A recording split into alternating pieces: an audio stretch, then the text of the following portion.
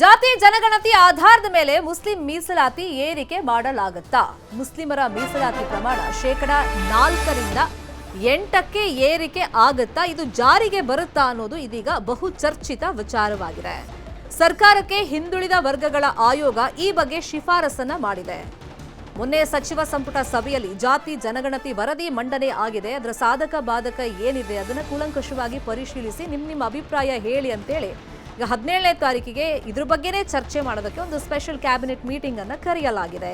ಈ ಮಧ್ಯದಲ್ಲಿ ಈಗ ಸಮಿತಿ ಒಂದು ಶಿಫಾರಸನ್ನ ಮಾಡಿದೆ. ಜನಸಂಖ್ಯೆಗೆ ಅನುಗುಣವಾಗಿ ಮೀಸಲಾತಿಯನ್ನ ಹೆಚ್ಚಳ ಮಾಡಬೇಕು ಅಂತೇಳಿ ಜಯಪ್ರಕಾಶ್ ಹೆಗಡೆ ನೇತೃತ್ವದ ಸಮಿತಿ ಹಿಂದುಳಿದ ವರ್ಗಗಳ ಆಯೋಗ ಸರ್ಕಾರಕ್ಕೆ ಶಿಫಾರಸನ್ನ ಮಾಡಿದೆ. ಒಬಿಸಿ ಮೀಸಲಾತಿ 32% 51ಕ್ಕೆ ಹೆಚ್ಚು ಮಾಡಬೇಕು ಅಂತ ಹೇಳಿ ಶಿಫಾರಸನ್ನ ಮಾಡಿದೆ. ಒಬಿಸಿಯಲ್ಲೇ ಮುಸ್ಲಿಮರಿಗೆ 8% ಮೀಸಲಾತಿಗೆ ಶಿಫಾರಸನ್ನ ಈ ಸಮಿತಿ ಮಾಡಿದೆ. ಮುಸ್ಲಿಮರಿಗೆ 8% ಮೀಸಲಾತಿಗೆ ರಾಜ್ಯ ಸರ್ಕಾರ ಒಪ್ಪುತ್ತಾ ಅನ್ನೋದು ಈಗಿರುವಂತ ಕುತೂಹಲ.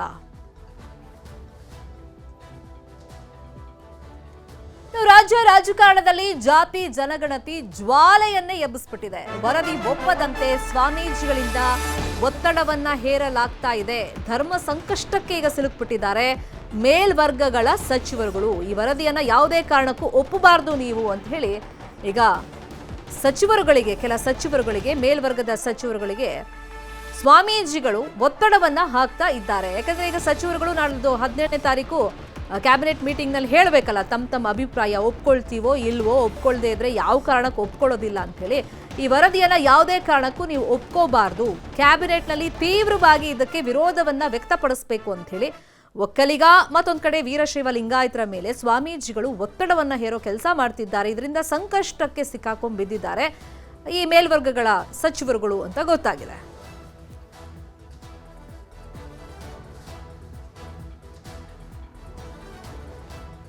ಜಾತಿ ಜನಗಣತಿ ವರದಿಗೆ ವೀರಶೈವ ಮಹಾಸಭಾ ವಿರೋಧವನ್ನ ವ್ಯಕ್ತಪಡಿಸಿದೆ.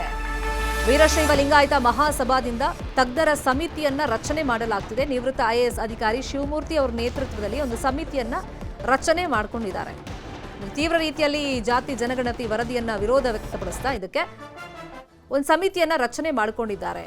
ಈಗ ಸರ್ಕಾರದಲ್ಲಿ ಇರೋರು ಸ್ವಪಕ್ಷೀಯರೇ ಕೆಲವರು ತೀವ್ರ ರೀತಿಯಲ್ಲಿ ವಿರೋಧವನ್ನ ವ್ಯಕ್ತಪಡಿಸ್ತಾ ಇದ್ದಾರೆ. ಪ್ರಮುಖವಾಗಿ ಒಕ್ಕಲಿಗರು ಹಾಗೇನೆ ಲಿಂಗಾಯತರು ಈ ಸಮುದಾಯದವರು ಇದಕ್ಕೆ ತೀವ್ರ ರೀತಿಯಲ್ಲಿ ವಿರೋಧವನ್ನ ವ್ಯಕ್ತಪಡಿಸ್ತಾ ಇದ್ದಾರೆ. ಇನ್ನೊಂದು ಕಡೆ ಈಗ ಆಲ್ರೆಡಿ ನಿವೃತ್ತ IAS ಅಧಿಕಾರಿ ಶಿವಮೂರ್ತಿ ಅವರ ನೇತೃತ್ವದಲ್ಲಿ ಒಂದು ಸಮಿತಿಯನ್ನ ರಚನೆ ಮಾಡಿಕೊಂಡಿದ್ದಾರೆ.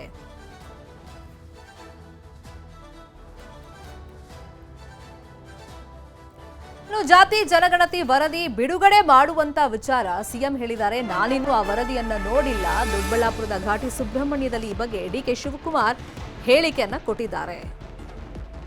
ಅದಕ್ಕೋಸ್ಕರನೇ ಅದನ್ನ ಅಧ್ಯಯನ ಮಾಡ್ಕೊಂಡು ಬನ್ನಿ, ನಿಮ್ಮ ಅಭಿಪ್ರಾಯ ತಿಳಿಸಿ ಅಂತ ಹೇಳಿ 17ನೇ ತಾರೀಕಿಗೆ ವಿಶೇಷ ಕ್ಯಾಬಿನೆಟ್ ಸಭೆ ಕರೆಯಲಾಗಿದೆ. ಈಗ ಜಾತಿ ಜನಗಣತಿ ವರದಿ ಬಿಡುಗಡೆ ಮಾಡುವಂತ ವಿಷಯವಾಗಿ ಸರ್ಕಾರ ಇದನ್ನು ರಿಲೀಸ್ ಮಾಡುತ್ತಾ ಇಲ್ವಾ ವರದಿಯನ್ನ ಸ್ವೀಕಾರ ಮಾಡಿಕೊಂಡಿದೆ. ಸಿಎಂ ಹೇಳಿದ್ದಾರೆ ನಾನಿನ್ನೂ ಆ ವರದಿಯನ್ನ ನೋಡಿಲ್ಲ ಅಂತ ಹೇಳಿ DK ಶಿವಕುಮಾರ್ ಹೇಳಿದ್ದಾರೆ. ಇದರ ಕುರಿತು ಕ್ಯಾಬಿನೆಟ್ ನಲ್ಲಿ ಚರ್ಚೆ ಆಗಬೇಕು. ಆತುರದ ನಿರ್ಧಾರ ಯಾರು ತಗೊಳ್ಳಲ್ಲ, ಸತ್ಯಾಂಶವನ್ನ ತಿಳ್ಕೊಂಡು ನ್ಯಾಯವನ್ನ ನಾವು ಖಂಡಿತ ಒದಗಿಸ್ತೀವಿ ಅನ್ನೋ ಮಾತನ್ನ DK ಶಿವಕುಮಾರ್ ಹೇಳಿದ್ದಾರೆ. CM ಹೇಳಿದ್ದಾರೆ ನಾನಿನ್ನ ವರದಿ ನೋಡಿಲ್ಲ. ನಾನು ನಿನ್ನೆ ಬೆಳಗಾಮು ಮಂಗಳೂರಿಗೆ ಹೋಗಿದ್ದೆ. ನೋಡ್ತೀವಿ, ಅದು ಇನ್ನ ನಮ್ಮ ಕ್ಯಾಬಿನೆಟಲ್ಲಿ ಚರ್ಚೆ ಆಗಬೇಕು. CM ಏನು ಇವತ್ತು ಅಸೆಂಬ್ಲಿಲೂ ಚರ್ಚೆ ಮಾಡ್ತೀವಿ ಅಂತ ಹೇಳಿದ್ದಾರೆ. ಆತುರದ ನಿರ್ಧಾರ ಯಾರು ತೆಗೆದುಕೊಳ್ಳೋದಿಲ್ಲ. ಸೊ ಅದರಿಂದ ಯಾರು ಕೆಲವು ರಾಜಕಾರಣ ಸ್ಟೇಟ್ಮೆಂಟ್ ಮಾಡ್ತಾ ಇರ್ತಾರೆ, ಬಟ್ ಸತ್ಯಾಂಶ ಏನು ಅಂತ ತಿಳ್ಕೊಂಡು ಎಲ್ಲರಿಗೂ ನ್ಯಾಯವನ್ನು ಒದಗಿಸ್ಕೊಳ್ಳುವಂತ ಕೆಲಸ ನಾವು ಮಾಡ್ತೇವೆ. CM ಹೇಳಿದ್ದಾರೆ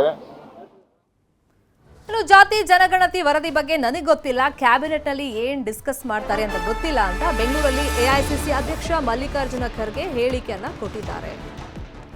ಜಾತಿ ಜನಗಣತಿ ವರದಿ ಬಗ್ಗೆ ಈಗ ಕಾಂಗ್ರೆಸ್ ಅಲ್ಲೇ ಒಂದಿಷ್ಟು ಚರ್ಚೆ ಆಗ್ತಿದೆ. ಆ ವರದಿ ನಾವಿನ್ನೂ ನೋಡಿಲ್ಲ ಅಂತ ಹೇಳ್ತಾ ಇದ್ದಾರೆ. ಪರಿಶೀಲನೆ ಮಾಡ್ತೀವಿ ಅಂತ ಕೆಲವರು ಹೇಳ್ತಾ ಇದ್ದಾರೆ. ಕ್ಯಾಬಿನೆಟ್ ಅಲ್ಲಿ ಏನ್ ಡಿಸ್ಕಷನ್ ನಡೆದಿದೆ ನನಗೆ ಗೊತ್ತಿಲ್ಲ ಅಂತ ಹೇಳಿ ಮಲ್ಲಿಕಾರ್ಜುನ್ ಖರ್ಗೆ ಅವರು ಹೇಳಿಕೆ ಕೊಟ್ಟಿದ್ದಾರೆ. ನನಗೆ ಗೊತ್ತಿಲ್ಲ, ಯಾಕಂದ್ರೆ ಇವತ್ತು ಕ್ಯಾಬಿನೆಟ್ ನಲ್ಲಿ ಅವ್ರು ಏನ್ ಡಿಸ್ಕಸ್ ಮಾಡ್ತಾರೋ ಅಥವಾ ರಿಪೋರ್ಟ್ ನಲ್ಲಿ ಏನಿದೆ ಅದರ ಮಾಹಿತಿ ನನಗಿಲ್ಲ. ಆ ರಿಪೋರ್ಟ್ ಕೈಗೆ ಸಿಕ್ಕರೆ ನಾನು ಏನಾದರೂ ಹೇಳ್ಬೋದು. ಒಂದು. ಎರಡನೇದು ಅವ್ರ ಕ್ಯಾಬಿನೆಟ್ 17ನೇ ತಾರೀಕೇನು ಇಟ್ಟಿದ್ದಾರೆ. ಅದರ ಒಳಗೆ ಸ್ಪಷ್ಟವಾದಂಥ ನಿರ್ಣಯಗಳು ಹೊರಗೆ ಬಂದರೆ ಅದರ ಮೇಲೆ ನಾನು ರಿಯಾಕ್ಟ್ ಮಾಡಬಹುದು. ಕೆಲ ನಾಯಕರು ವಿರೋಧ ವ್ಯಕ್ತಪಡಿಸ್ತಾ ಇದ್ದಾರೆ ಸರ್. ಹೈಕಮಾಂಡ್ ಅದರ ಮೇಲೆ ನಾನು ರಿಯಾಕ್ಟ್ ಮಾಡಬಹುದು ಅಂತ ಹೇಳೋದಲ್ಲ. ಇನ್ನು ಜಾತಿ ಜನಗಣತಿ ಬಗ್ಗೆ ಕಾಂಗ್ರೆಸ್ ನಾಯಕರು ರಿಯಾಕ್ಷನ್ ಕೊಟ್ಟಿದ್ದಾರೆ. ಯಾರ್ಯಾರು ಏನೇನು ಹೇಳಿದ್ದಾರೆ ನೋಡೋಣ. ಇಲ್ಲದ ಜನಾಂಗ ಅಷ್ಟೇ ಎಲ್ಲ ಸೇರಿ ಮೀಸಲಾತಿಗಳು ಪಡ್ತಕ್ಕಂಥ ಸುಮಾರು 70% ಅಷ್ಟು ಮೀಸಲಾತಿ ಜಾಸ್ತಿ ಮಾಡಬೇಕಾಗ್ತದೆ. ಯಾಕಂದರೆ ನಾವು ಇಲ್ಲಿ ಎಲ್ಲವನ್ನು ಭಾಗ ಮಾಡಿ 50ಕ್ಕೆ ಮೀಸಲಾತಿ ಇಟ್ಬಿಟ್ರು. ಇಲ್ಲಿ ಕರ್ನಾಟಕದಲ್ಲಿ ಬೇರೆ ಬೇರೆ ಏನಾಗಿದೆ ಗೊತ್ತು. ನಮ್ಮಲ್ಲಿ ಅದಕ್ಕೆ ಮೊದಲೇ 70% ಇದ್ದದ್ದು ಇಲ್ಲಿ. ಈಗ ಜನಗಣತಿನ ಪಡ್ಕೋಬೇಕು ಅಂತ ಪಡ್ಕೋತಾರಲ್ವ, ಅದೇನು ಬೈಪರ್ಕೇಸ್ ಮಾಡ್ಯಾರ. ಒಂದು ಪ್ರವರ್ಗ ಒಂದು ಅಂತಿತ್ತು, ಆ ಪ್ರವರ್ಗ ಒಂದನ್ನು ವರ್ಗ 7 ಅಂತ ಮಾಡ್ರಿ. ಏನು ಮೀಸಲಾತಿ ಕೊಡ್ತಾರೆ? ಹಾಗಾಗಿ ಮೀಸಲಾತಿ ಪ್ರಮಾಣ ಜಾಸ್ತಿ ಮಾಡಲಿಲ್ಲ ಅಂತಂದರೆ ಅನೇಕ ಅಸಮಾನತೆಗಳಿಗೆ ಅನ್ಯಾಯ ಆಗ್ತದೆ. ಮೀಸಲಾತಿ ಪ್ರಮಾಣ ಜಾಸ್ತಿ ಮಾಡೋದು ಸೂಕ್ತ. ಸ್ವೀಕರಿಸಿದ್ರೆ ಪ್ರಯೋಜನ ಆಗಲ್ಲ. ಹಾಗಂತ ಹೇಳಲ್ಲ, ಒಟ್ಟಿನಲ್ಲಿ ಮಾಡಬೇಕು. ಸ್ವೀಕಾರ ಮಾಡಿದ್ಮೇಲೆ ಅದು ಮಾಡಬೇಕಲ್ಲ. ಜನಗಣತಿ ಜನಕ್ಕೆ ಸಕ್ಕಾಗ ಅವ್ರಿಗೆ ನೀವು ಮೀಸಲಾತಿ ಕೆಲಸ ಆಗಬೇಕು ಅಂತ ಮೀಸಲಾತಿ ಪ್ರಮಾಣ ಜಾಸ್ತಿ ಮಾಡಬೇಕಲ್ಲ. ಮಾಡದೇ ಇದ್ರೆ ಮಾಡಿ ಪ್ರಯೋಜನ ಏನು? ತಕ್ಕಂಡ ಮೇಲೆ ಅದನ್ನು ಒಪ್ಪೋದು ಬಿಡೋದು ಕ್ಯಾಬಿನೆಟ್ ಸೇರ್ತದೆ. ಕ್ಯಾಬಿನೆಟ್ ಅದ ಬೇರೆ ಕಮಿಟಿ ಮಾಡಿ ಅದು ಮರುಪರಿಶೀಲನೆಯೂ ಮಾಡ್ಬೋದು. ಹಾಗಾಗಿ ತಕ್ಕಳದೇ ಇರೋದು ಸೂಕ್ತ ಅಲ್ಲ. ತಕ್ಕಳೋದು ಅಸಮಾನತೆಯನ್ನು ತೊಡೆದಾಕಬೇಕು, ಸಮಾಜದ ನಿರ್ಮಾಣದ ಕಡೆಗೆ ಹೆಜ್ಜೆ ಇಡಬೇಕು. ಆವಾಗ ಸ್ಟಡಿ ಲೈಕ್ ದಿಸ್, ಈ ಥರದ ಒಂದು ಅಧ್ಯಯನ ಇದೆಯಲ್ಲ, ಸೋಷಿಯೋ ಎಕನಾಮಿಕಲ್ ಸರ್ವೆ, ಅದು ಮುಖ್ಯವಾಗಿರೋದು. ಅದರ ಆಧಾರದ ಮೇಲೆ ರಾಜ್ಯ ಮತ್ತು ಕೇಂದ್ರ ಸರ್ಕಾರಗಳು ಯಾವ್ಯಾವ ಸಮುದಾಯಗಳು ಅಸಮಾನತೆಯಿಂದ ಇದ್ದಾವೆ, ಸಮಾಜದ ನಿರ್ಮಾಣ ಆಗಬೇಕು, ಅದಕ್ಕೆ ಪೂರಕವಾಗಿ ಯೋಜನೆಗಳನ್ನು, ನಮ್ಮ ಪ್ಲ್ಯಾನ್ಗಳನ್ನು ಮತ್ತು ಆ ವರ್ಗಗಳಿಗೆ ಅವಕಾಶಗಳ ರಾಜ್ಯಾಂಗಬದ್ಧವಾಗಿ ನೀಡಬೇಕು. ಆ ಕಾರಣಕ್ಕೆ ಇದೊಂದು ಸೈಂಟಿಫಿಕ್ ಆಗಿರ್ತದೆ. ಇದು ಯಾರ ಪರನೂ ಇಲ್ಲ, ಯಾರ ವಿರೋಧನೂ ಇಲ್ಲ. ಅಕಾರ್ಡಿಂಗ್ ಟು ದಿ ಕಾನ್ಸ್ಟಿಟ್ಯೂಷನ್, ಸಂವಿಧಾನದ ಆಶಯದ ರೀತಿಯಲ್ಲಿ ಈಕ್ವಾಲಿಟಿ ಟು ಆಲ್, ಆರ್ಟಿಕಲ್ 14 ಎಲ್ಲರಿಗೂ ಸಮಾನತೆ ಬಿಡಬೇಕಲ್ಲ, ಆ ಹಿನ್ನೆಲೆಯಲ್ಲಿ ರಚನೆ ಆಗಿರ್ತಕ್ಕಂಥದ್ದು. ಸೊ ಅದನ್ನು ಪ್ಲೇಸ್ ಮಾಡಿದ್ದಾರೆ. 17ನೇ ತಾರೀಕು ಇದಕ್ಕೋಸ್ಕರನೇ ಎಲ್ಲ ಮಿನಿಸ್ಟರ್ಗಳು ಅಧ್ಯಯನ ಮಾಡ್ಕೊಂಡ್ಬನ್ನಿ, ಚರ್ಚೆ ಮಾಡೋಣ ಅಂತ ಹೇಳಿದ್ದಾರೆ ಮುಖ್ಯಮಂತ್ರಿ. ಇದೇ ವಿಚಾರವಾಗಿ ಇನ್ನಷ್ಟು ಡೀಟೇಲ್ ಆಗಿ ಇನ್ಫಾರ್ಮೇಶನ್ ಕೊಡ್ತಾ ಹೋಗೋದಕ್ಕೆ ನೇರ ಸಂಪರ್ಕದಲ್ಲಿ ಕನೆಕ್ಟ್ ಆಗಿದ್ದಾರೆ ನಮ್ಮ ಪೊಲಿಟಿಕಲ್ ಬ್ಯೂರೋ ರಿಪೋರ್ಟರ್ ಹೆಬಾಕ ತಿಮ್ಮೇಗೌಡ್ರೆ. ಸಿಎಂ ಸಿದ್ದರಾಮಯ್ಯ ಅವರ ಕನಸಿನ ವರದಿ ಇದು. ಈಗ ಸರ್ಕಾರ ಈ ವರದಿಯನ್ನ ಬಹಿರಂಗಪಡಿಸುತ್ತಾ ಅನ್ನೋ ಕುತೂಹಲದ ಜೊತೆಯಲ್ಲಿ ಈಗ ಸಮಿತಿ ಮೀಸಲಾತಿಗೂ ಕೂಡ ಅಂದ್ರೆ ಜನಸಂಖ್ಯೆ ಆಧಾರದ ಮೇಲೆ ಮೀಸಲಾತಿ ಕೊಡಬೇಕು ಅಂತ ಶಿಫಾರಸನ್ನ ಮಾಡಿರೋದ್ರಿಂದ ಈ ಮೀಸಲಾತಿ ಜಾರಿಗೆ ಬರುತ್ತಾ, ವರದಿ ಬಹಿರಂಗ ಆಗುತ್ತಾ ಅನ್ನೋದ್ರ ಮಧ್ಯದಲ್ಲಿ ಒಕ್ಕಲಿಗ ಮತ್ತೆ ಲಿಂಗಾಯತ ಸಮುದಾಯದ ಸಚಿವರುಗಳು ಯಾವ ತರ ಒತ್ತಡದಲ್ಲಿದ್ದಾರೆ?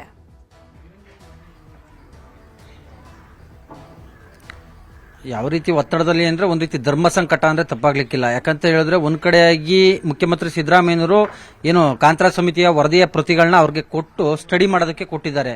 ಮತ್ತೊಂದ್ ಕಡೆಯಾಗಿ ಆ ಸಮುದಾಯದ ಅಂದ್ರೆ ಪ್ರತಿನಿಧಿಸುವಂತಹ ಸಮುದಾಯದ ಸ್ವಾಮೀಜಿಗಳು, ಸಂಘಟನೆಗಳು, ಮತ್ತೊಂದ್ ಕಡೆಗೆ ಮುಖಂಡರುಗಳು ಯಾವುದೇ ಕಾರಣಕ್ಕೂ ಕೂಡ ಈ ಒಂದು ವರದಿಯನ್ನ ನೀವು ಒಪ್ಪಬಾರದು, ಸಚಿವ ಸಂಪುಟದಲ್ಲಿ ವಿರೋಧವನ್ನ ಮಾಡಬೇಕು ಅನ್ನುವಂತ ನಿಟ್ಟಿನಲ್ಲಿ ತೀವ್ರ ಒತ್ತಡವನ್ನ ಏರ್ತಾ ಇದ್ದಾರೆ.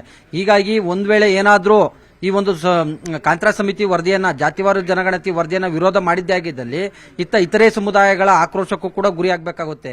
ಯಾಕಂತ ಹೇಳಿದ್ರೆ ಕೆಲವೊಂದು ವಿಧಾನಸಭಾ ಕ್ಷೇತ್ರಗಳಲ್ಲಿ ಸ್ವಜನ ಸಮುದಾಯ ಅಂದ್ರೆ ಸ್ವಜಾತಿ ಪ್ರಾಬಲ್ಯವಿದ್ರೆ, ಮತ್ತೊಂದು ಕ್ಷೇತ್ರಗಳಲ್ಲಿ ಇತರೆ ಸಮುದಾಯಗಳು, ಹಿಂದುಳಿದ ಸಮುದಾಯಗಳು ಪ್ರಾಬಲ್ಯವನ್ನು ಸಾಧಿಸಿರ್ತಕ್ಕಂಥದ್ದು. ಸಹಜವಾಗಿ ಇಂಥ ಕ್ಷೇತ್ರಗಳ ಒಂದು ಶಾಸಕರು ಮತ್ತೆ ಸಚಿವರಿಗೆ ಒಂದು ರೀತಿ ಪೀಕ್ಲಾಟ ಅಂದ್ರೆ ತಪ್ಪಾಗ್ಲಿಕ್ಕಿಲ್ಲ. ಒಂದ್ ಕಡೆಯಾಗಿ ಹೈಕಮಾಂಡ್ ಆದೇಶ, ಮತ್ತೊಂದ್ ಕಡೆಯಾಗಿ ಮುಖ್ಯಮಂತ್ರಿ ಸಿದ್ದರಾಮಯ್ಯ ಖುದ್ದು ಆ ಒಂದು ಪ್ರತಿಗಳನ್ನ ಅಂದ್ರೆ ಜಾತಿವಾರು ಜನಗಣತಿ ವರದಿಯ ಪ್ರತಿಗಳನ್ನ ಕೊಟ್ಟು ಸ್ಟಡಿ ಮಾಡೋದಕ್ಕೆ ಹೇಳಿದ್ದಾರೆ. ಮತ್ತೊಂದು ಕಡೆಯಾಗಿ ಸಮುದಾಯದ ಶ್ರೀಗಳ, ಮತ್ತೊಂದು ಕಡೆಯಾಗಿ ಸಂಘಟನೆಗಳ ಒತ್ತಡ.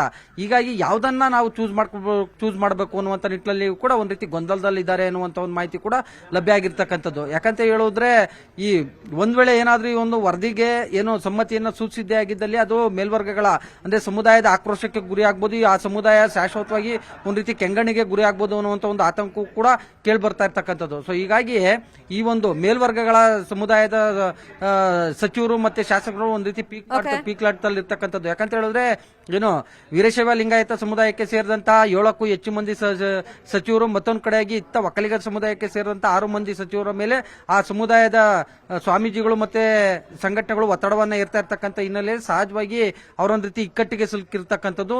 ಯಾಕಂತ ಹೇಳಿದ್ರೆ ಒಂದನ್ನ ಅಂದ್ರೆ ವರದಿಯನ್ನ ಸ್ಟಡಿ ಮಾಡಿ ಏನಾದ್ರು ಕ್ಯಾಬಿನೆಟ್ ನಲ್ಲಿ ವಿರೋಧ ಮಾಡಿದ್ರೆ ಅದು ಹೈಕಮಾಂಡ್ ಮತ್ತೆ ಮುಖ್ಯಮಂತ್ರಿ ಸಿದ್ದರಾಮಯ್ಯನವರ ಆಕ್ರೋಶಕ್ಕೂ ಕೂಡ ಗುರಿ ಆಗಬೇಕಾಗುತ್ತೆ. ಯಾಕಂತ ಹೇಳಿದ್ರೆ ಇದು ವೈಜ್ಞಾನಿಕವೂ ಅಲ್ಲ ಅನ್ನುವಂತ ಒಂದು ನಿಟ್ಟಿನಲ್ಲಿ ಯಾವ ರೀತಿಯಾಗಿ ನೀವು ಹೇಳ್ತೀರಾ, ಯಾಕೆ ಕಾರಣ, ಯಾಕೆ ಈ ಒಂದು ವರದಿಯನ್ನು ವಿರೋಧಿಸ್ತೀರಾ ಅನ್ನುವಂಥ ನಿಟ್ಟಿನಲ್ಲಿ ಏನಾದರೂ ಪ್ರಶ್ನೆಯನ್ನ ಮಾಡಿದ್ರೆ ತಮ್ಮ ಬಳಿ ಉತ್ತರವಿಲ್ಲ ಅನ್ನುವಂಥ ಒಂದು ಆತಂಕವೂ ಕೂಡ ಈ ಒಂದು ಸಮುದಾಯದ ಸಚಿವರಿಗೆ ಕಾಡ್ತಾ ಇರ್ತಕ್ಕಂಥ ಹಿನ್ನೆಲೆಯಲ್ಲಿ ಸಹಜವಾಗಿ ವೀರಶೈವ ಲಿಂಗಾಯತ ಮತ್ತೆ ಒಕ್ಕಲಿಗ ಸಮುದಾಯದ ಸಚಿವರು ಒಂದು ರೀತಿ ಪೀಕಲಾಟದಲ್ಲಿದ್ದಾರೆ ಅಂದ್ರೆ ತಪ್ಪಾಗ್ಲಿಕ್ಕಿಲ್ಲ. Sharmita, thank you so much Heppakka ತಿಮ್ಮೇಗೌಡರೆ. ನೋಡೋಣ ಇನ್ನು 4 ದಿವಸದಲ್ಲಿ ಏನೆಲ್ಲ ಬೆಳವಣಿಗೆಗಳಾಗುತ್ತೆ, ಯಾರೆಲ್ಲ ವಿರೋಧಿಸ್ತಾರೆ, ಏನು ಕಾರಣಗಳನ್ನ ಕೊಡ್ತಾರೆ ಅದಕ್ಕೆ ಅಂತ ಹೇಳಿ.